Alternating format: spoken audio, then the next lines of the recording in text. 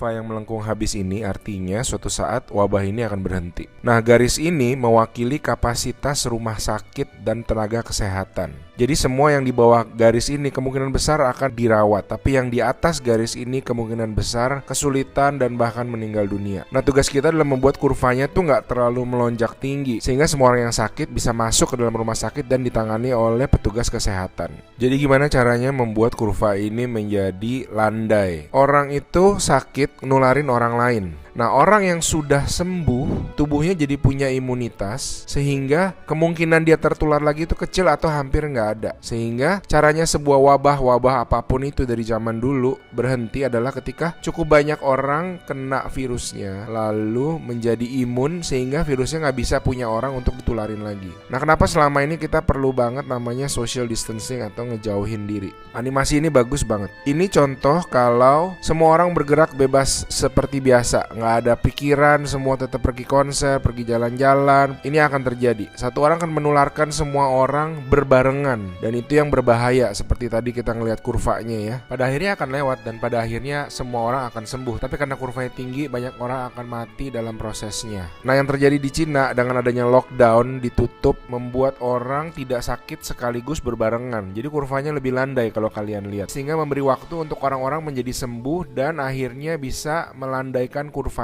Nah, sekarang kita lihat kalau kita lakukan namanya social distancing, yaitu kalau nggak harus banget, nggak usah pergi keluar. Kalau nggak penting-penting banget, nggak usah ketemu temen, nggak usah ada social function, semuanya ditunda dulu. Kita lihat apa yang terjadi. Nah, bahkan ini ada simulasi satu lagi. Kalau social distancingnya itu bener-beneran ekstrim, orang nggak boleh keluar, ada jam malam dan sebagainya. Ini yang terjadi. Kita lihat beda banget kan. Jadi ada orang yang akan tetap sakit, tapi mereka bisa masuk rumah sakit dan dirawat. Jadi teman-teman, please do your social distancing, stay at home, work from home, anywhere you can.